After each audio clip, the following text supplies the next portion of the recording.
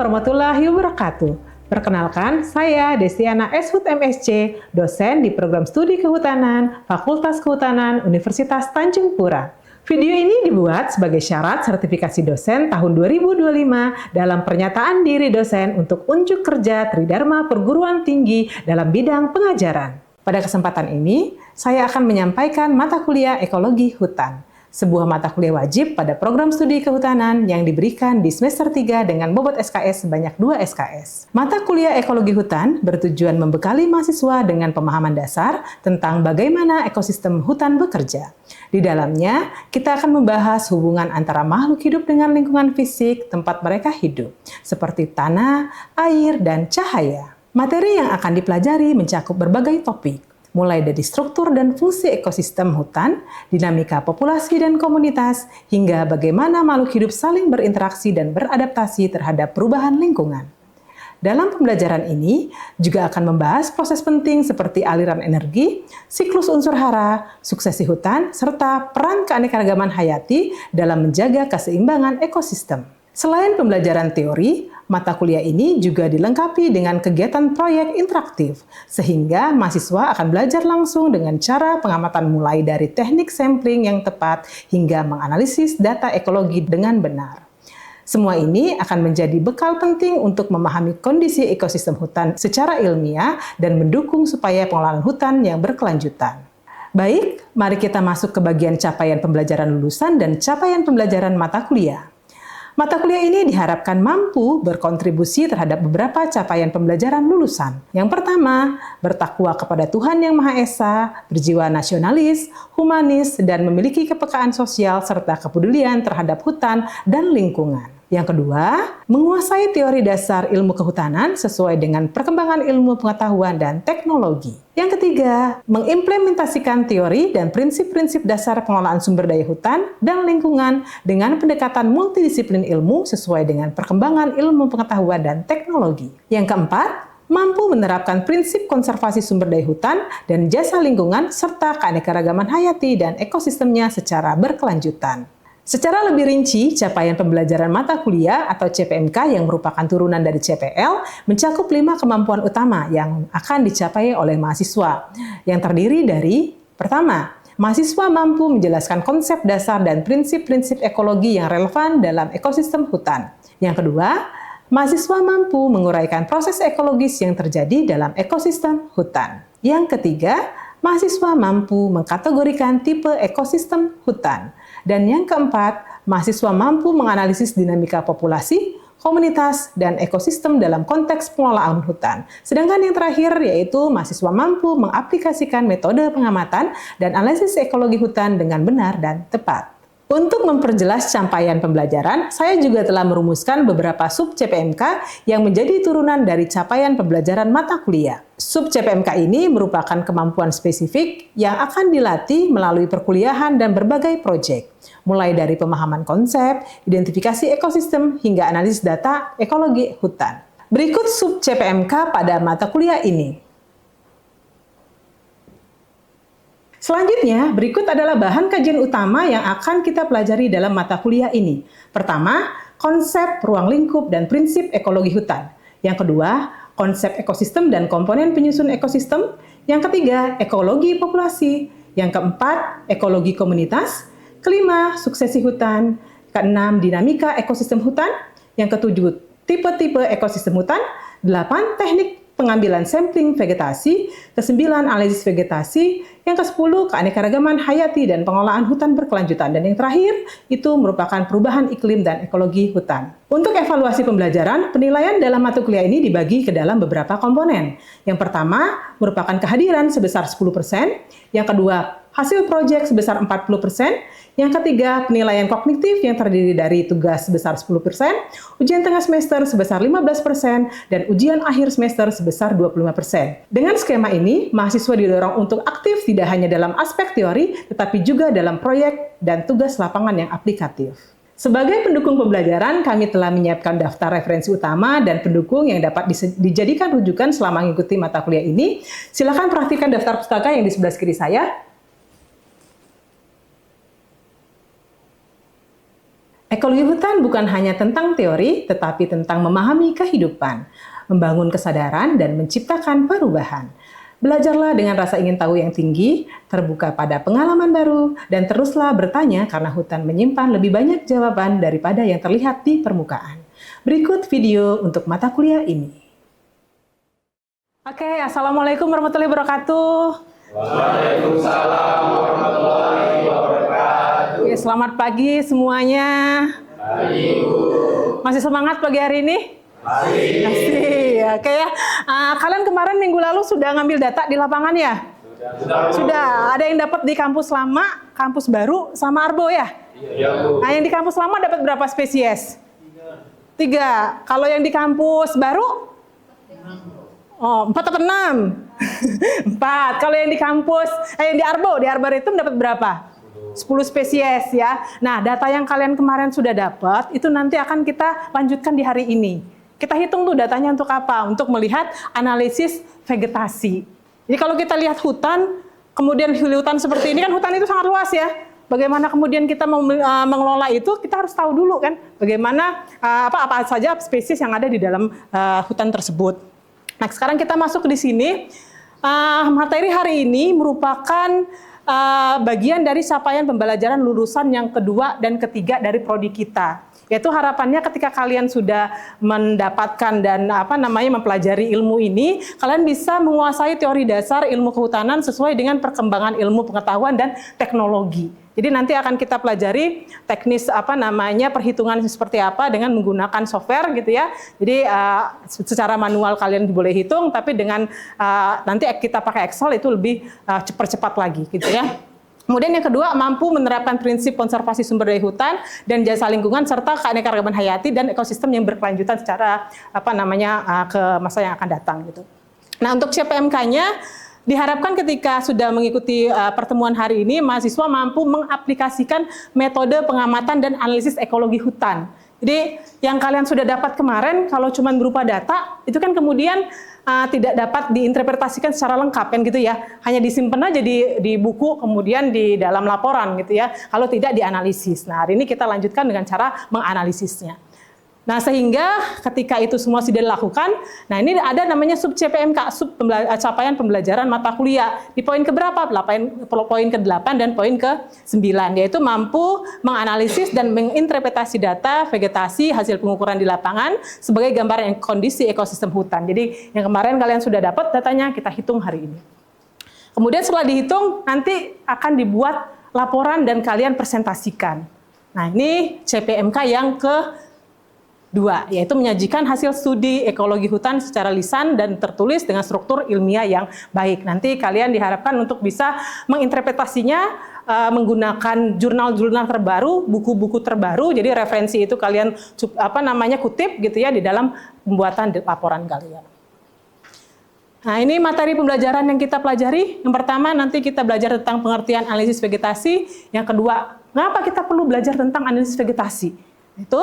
Yang ketiga, parameter yang diamati dalam analisis vegetasi. Yang keempat, metode analisis data vegetasi. Dan yang kelima adalah interpretasi data analisis vegetasi. Nah, ini adalah 5 materi utama yang akan kita pelajari dalam pertemuan hari ini. Oke? Bisa dimengerti? Saya. Nah, ini sekarang kita baru masuk ke materinya. Oke, ini ada gambar gitu ya. Gambar tanaman sengon, terus gambar hutan. Ada yang tahu nggak kira-kira kalau kita orang kehutanan gitu ya, biasanya tuh penelitiannya, itu konsepnya, pendekatannya tuh menggunakan metode apa? Izin Bu, perkenalkan nama saya Evi. Metode yang sering digunakan dalam bidang kehutanan itu ada 2, yaitu metode eksperimental dan metode survei. Yang dimana metode eksperimental itu dilakukan di laboratorium dan metode survei turun ke lapangan. Oke, betul sekali Evi ya. Jawabannya bahwa memang kalau kita orang kehutanan biasanya metode yang sering kita gunakan itu 2. Yang pertama adalah eksperimental, yang kedua adalah metode survei. Nah, ketika kita melakukan analisis vegetasi, pendekatan yang paling dekat itu adalah menggunakan metode survei. Di mana kita tidak melakukan rekayasa terhadap kondisi hutan yang ada, tapi kita menggali informasi sebanyak-banyaknya dari kawasan hutan tersebut. Nah, berdasarkan hal itu, maka yang dikatakan dengan analisis vegetasi, pertama kita lihat dulu ya vegetasi itu apa. Nah, vegetasi adalah ini nih, kalau ada hutan. Dalam hutan ini banyak sekali kan pohon-pohonnya gitu ya. Jadi, vegetasi adalah kumpulan dari beberapa jenis tumbuh-tumbuhan yang hidup secara bersama-sama pada daerah tertentu. Ya, nah ketika mereka berada di dalam satu lokasi yang sama, pasti ada interaksi kan gitu ya, antara faktor biotik, abiotik, sehingga membentuk suatu kesatuan ekosistem yang dia kemudian tidak bisa terpisahkan. Nah, inilah yang kemudian mau kita analisis, sehingga menjadi analisis vegetasi. Apa itu analisis vegetasi? Itu adalah bagaimana cara kita, gitu ya, cara kita mempelajari struktur yang ada di sini. Struktur itu apa? Struktur itu adalah susunannya, komposisinya, kemudian bagaimana tingkatan dari semai sampai dengan pancang, sampai dengan tiang, sampai dengan pohonnya, seperti itu. Ya, nah itulah yang disebut dengan analisis vegetasi. Oke, nah sekarang kalau kita lihat di gambar ini, nih, gambar apa nih kira-kira adik-adik? Hutan, ya gambar hutan. Apa yang kira-kira bisa kalian lihat dari gambar ini? Tajuknya, terus tinggi pohonnya. Tajuknya, tinggi pohonnya, ya. Oke, betul ya. Ini dari tajuknya, dari tinggi pohonnya. Nah, dari tajuk dan tinggi pohon ini kemudian bagaimana kita bisa kemudian mengelola ini semua kira-kira? Ada yang bisa menjawab? Saya, Bu. Ya, silahkan. Perkenalkan, nama saya Marsanda. Jadi, untuk kita mengelola hutan tersebut, kita harus tahu dulu potensi yang ada di dalamnya. Oke, betul tadi Marsanda ya, bahwa kita harus tahu ini isi di dalamnya apa saja gitu ya. Bagaimana kita mau mengelola suatu kawasan kalau kita tidak tahu isinya, kan gitu ya. Nah, sehingga yang menjadi tujuan analisis vegetasi itu yang pertama adalah mengetahui komposisi jenis tumbuhan penyusunnya. Kita harus tahu dalam hutan ini isinya apa saja, jenisnya ada berapa banyak gitu. Ya. Nah, yang kedua adalah nih, lihat nih. Apa nih gambarnya nih? Ada yang di bawah, ada yang kemudian tingkatan atasnya ya. Ada forest floor, ada lower gitu ya, ada kanopi upper kanopi, ada emergent layer gitu ya. Nah, di sini ini disebut dengan struktur, susunan. Ya, struktur dari suatu kawasan hutan. Nah, inilah yang kita pelajari dalam analisis vegetasi. Tujuannya adalah yang pertama mengetahui komposisinya, yang kedua adalah mempelajari strukturnya. Yang bagian bawah itu diisi tanaman apa, yang bagian tengah apa, yang bagian atas itu seperti apa. Karena dari tumbuhan ini kaitannya bukan hanya tumbuhan, bisa juga ke satwa. Satwa yang di bagian bawah, di sini ya, forest floor, pasti akan berbeda dengan yang di atas. Gitu. Karena mereka menempati relung yang berbeda. Seperti itu. Ya. Oke, selanjutnya. Nah, kalau kita mau ngukur, ini kemarin kalian sudah lakukan ya, adik-adik ya, bahwa kita mengamati tumbuhan bawah, semai, pancang, tiang, pohon. Kemarin pakai hitung-hitungan nggak? Pakai apa alatnya kemarin? Untuk ngambil petak ukur yang kalian lakukan, kan buat 2x2 ya, kemudian 5x5, 10x10, 20x20. Pakai apa petak ukurnya dibuat? Pakai tali rabia ya untuk membuat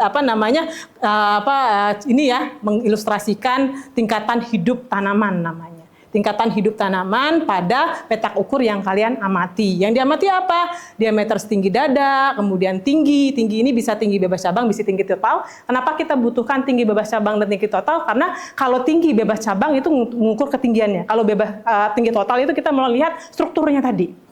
Dia stratifikasi yang berapa, apa yang A, yang B, yang C gitu ya. Karena kaitannya dengan apa? Kalau tumbuhan itu tidak bisa jauh-jauh dari intensitas cahaya gitu. Jadi struktur tadi akan sangat terpengaruh oleh intensitas cahaya dari cahaya matahari. Ya. Nah, kemudian ada diameter tajuk, ada canopy cover. Jadi dihitung tuh lebar dari tajuknya. Dari tegakan gitu ya, kemudian ke arah kiri, ke arah kanan dihitung diameternya, gitu ya. Kemudian kondisi lingkungannya, kemarin sempat ngitung suhu, kelembapan gitu ya, kemudian intensitas cahaya. Nah, itu semua kita gunakan untuk kemudian menjadi data pendukung dalam menjelaskan kondisi komunitas yang ada. Nah, ini selanjutnya. Nah, ini dari data yang kalian sudah ambil semua itu kemarin akan berujung kepada analisis ini. Namanya indeks nilai penting. Ya, kenapa menjadi penting? Karena tadi di sini ada sebuah data ya, sebuah data di mana di data ini ada yang namanya INP. Nah, INP ini adalah indeks yang digambarkan untuk menentukan peran dari spesiesnya. Kalau kita lihat di sini ada yang 83, ada yang 77, ada yang 25, ada yang 19. Nah, ini disebut dengan tingkat dominansinya. Semakin besar dominansi suatu spesies dalam suatu kawasan, artinya dia menguasai kawasan tersebut atau komunitas tersebut, gitu ya. Nah, yang kedua adalah indeks keanekaragaman. Di sini, ini dari Shannon Winner ya, rumusnya sigma PI ln PI atau NI per N dikali ln NI per N. Nah, ini saya ilustrasikan dalam bentuk gambar di sini. Dan indeks keanekaragaman ini juga bukan hanya bisa digunakan di tumbuhan ya, tapi juga di satwa. Makanya saya kasih gambar satwa seperti ini. Ini ada gambar bebek di sini, gitu ya. Kira-kira dari gambar bebek ini bisa menceritakan apa? Izin Bu, perkenalkan nama saya Faris. Di sini yang bisa dilihat pada gambar pertama tuh ada dua lokasi yang berbeda. Lalu di situ juga ada perbedaan ukuran, ada yang besar dan ada yang kecil pada gambar pertama. Nah, pada gambar kedua itu di situ menjelaskan adanya jumlah yang lebih banyak dalam satu spesies bebek. Oke, ya terima kasih Faris ya. Jadi benar tadi ini dua lokasi yang berbeda, ada sungai A, ada sungai B gitu ya. Nah, dilihat di sini ternyata ini ada jumlah data gitu ya. Sama-sama jumlah spesiesnya, sama-sama ada 5. Cuman ternyata jumlah individunya yang berbeda. Nah, ketika jumlah individunya berbeda, kita lihat di sini di danau A gitu ya. Ada spesies 1 jumlahnya 1, spesies 2 jumlahnya 2, spesies 3 jumlahnya 1, spesies 4 jumlahnya 1. Ternyata spesies 5 ini jumlahnya 21. Ada satu spesies yang jumlahnya lebih banyak daripada spesies lainnya. Apakah berpengaruh terhadap keanekaragaman? Kita lihat, kita bandingkan dengan lokasi kedua. Spesies 1 ada 5, spesies 2 ada 5, spesies 3 ada 5, spesies 4 ada 5, spesies 5 ada 5. Jumlahnya sama, sebarannya sama. Ternyata keanekaragamannya akan terpengaruh. Ya, inilah kaitan dengan distribusi tadi. Ketika kita belajar tentang analisis vegetasi, kenapa kita menggunakan jumlah plot yang berbeda gitu ya, untuk menggambarkan bagaimana distribusi tiap lokasinya. Gitu. Ya. Oke, selanjutnya kita masuk ke dominansi. Biasanya indeks dominansi ini merupakan indeks bantuan yang kemudian sangat berkaitan erat dengan indeks keanekaragaman. Untuk melihat apa? Ada atau tidak spesies yang kemudian mendominan atau mendominasi dalam suatu komunitas. Range-nya berapa? Range-nya adalah 0 sampai 1. Artinya apa? Kalau dia semakin mendekati 1, artinya ada jenis yang mendominasi. Kalau dia mendekati 0, artinya tidak ada jenis yang mendominasi. Penting nggak dalam analisis ekologi? Penting. Karena kenapa? Kalau ada spesies yang mendominasi, artinya dia menekan keberadaan spesies lainnya. Nah, ini kalau sempat terjadi di kawasan konservasi, dan yang mendominasi ini adalah spesies invasif, bisa kebayangkan seperti apa kawasannya, jadinya seperti itu. Ya. Nah, ini kita lihat di sini ada gambaran gitu ya, suatu kawasan hutan, komunitas hutan. Ternyata di sini kalau kita lihat ada satu, ada 13 gitu ya. Dari semua ini ternyata yang pertama ini, Dipterocarpus hanesi itu menguasai daerah yang ada. Ini artinya ketika Dipterocarpus hasselti ini masuk gitu ya, beberapa tahun ke depan gitu, dia akan menguasai ruang ini sehingga menekan keberadaan spesies lainnya. Ya. Oke, selanjutnya adalah indeks kemerataan. Ya, indeks kemerataan apa? Indeks yang menggambarkan sebaran individu dalam suatu spesies. Indeks kemerataan berbanding terbalik dengan indeks dominansi. Kalau di kemerataan semakin mendekati 1, sebarannya makin merata. Kalau dia semakin mendekati 0, artinya sebarannya tidak merata, terjawab oleh indeks dominansi. Ada spesies yang mendominasi. Ya, oke, ini adalah beberapa materi dan tadi sudah saya sampaikan terkait rumus-rumusnya, nanti ya kita ulang lagi. Nah, saya punya dataset, data penelitian gitu ya, yang nanti akan kalian coba hitung bersama-sama sebelum kemudian nanti kita aplikasikan ke data kalian masing-masing. Ya, nah terlebih dahulu sebelum saya bagi ini untuk kita hitung bersama-sama gitu ya, untuk pembelajaran bersama. Silakan adik-adik membentuk grup kecil sesuai dengan pembagian kelompok minggu lalu. Ya, saya persilahkan. Oke, sudah duduk per kelompok masing-masing? Ya, ini data setnya ya, silahkan kalian hitung. Ini dah.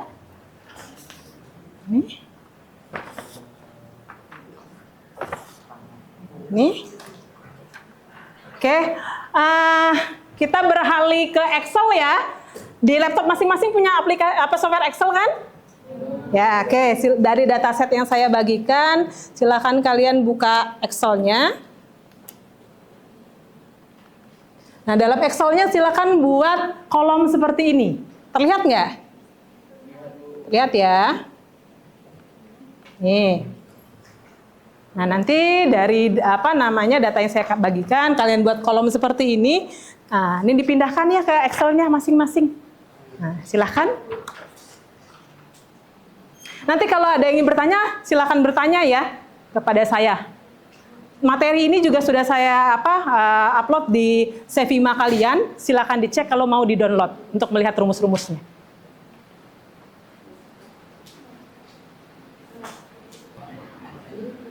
Udah, bisa? Udah? Bisa? Pengerjaannya sama yang seperti ini ya. Pantapannya.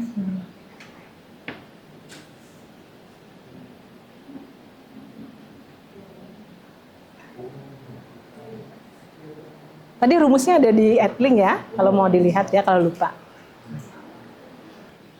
Ternyata nggak sesulit yang dibayangkan kan, kalau lihat rumusnya ribet sekali ya. Tapi ketika kita menggunakan Excel langsung, sebenarnya tidak seperti yang kita bayangkan gitu ya. Ini nanti tinggal diinterpretasi aja berdasarkan kategori-kategori yang tadi. Oke. Selanjutnya kita akan presentasikan ya hasil dari perhitungan kalian.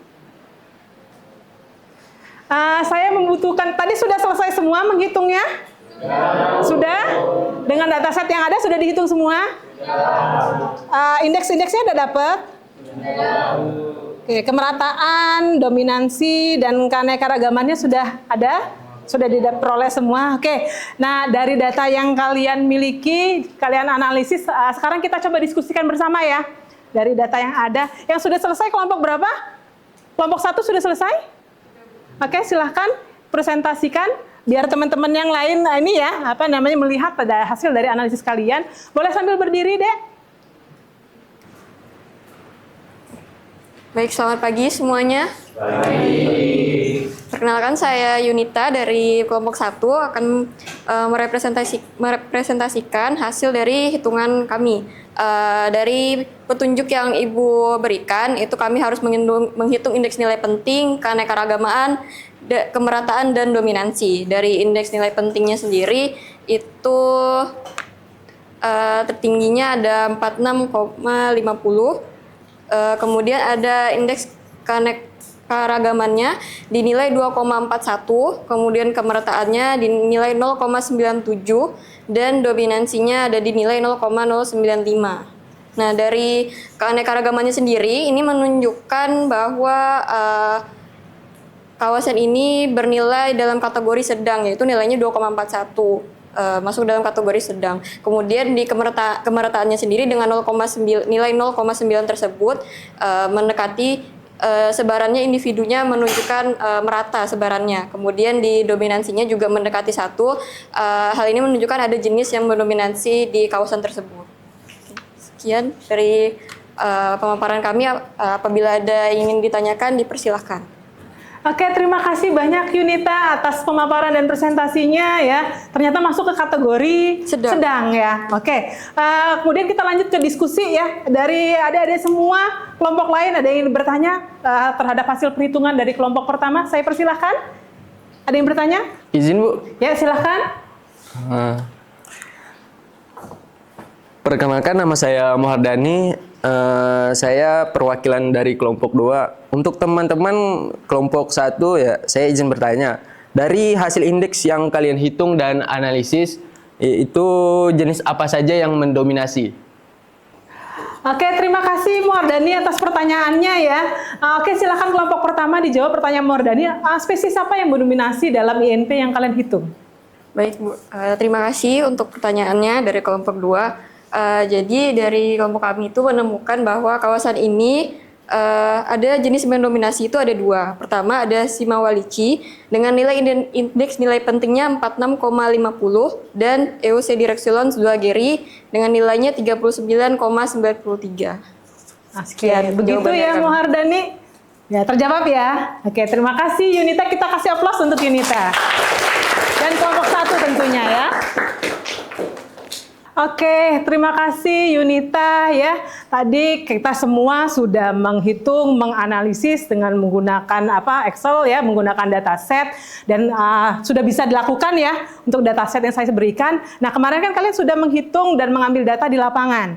Nah, nanti aplikasikan ke data yang kalian ambil di lapangan. Setelah kalian hitung, nanti jangan lupa dibahas dan disusun dalam bentuk laporan dengan menggunakan referensi yang ada. Ini beberapa referensi utama yang bisa kalian rujuk ya untuk membahas hasil dari analisis yang kalian nanti temukan gitu ya. Tapi selain ini juga bisa mengambil referensi lainnya. Ya, ada 6 referensi utama, ada buku dari Odum, ada Capin, ada Moles, MIT, ada 2 tulisan dari saya bisa kalian baca tentang biodiversitas gitu ya. Sekian dari saya untuk hari ini. Apakah ada yang ditanyakan? Tidak ada? Oke, tidak ada. Oke, terima kasih banyak untuk adik-adik semua atas pembelajaran hari ini gitu ya. Kita sudah belajar tentang keanekaragaman, analisis vegetasi, INP, kemudian dominansi, kemerataan. Nah, ini semua biasanya digunakan dalam analisis ekologi untuk kemudian melihat bagaimana struktur dan komunitas dari suatu ekosistem yang kemudian bisa kita jadikan sebagai dasar pengelolaan di masa yang akan datang.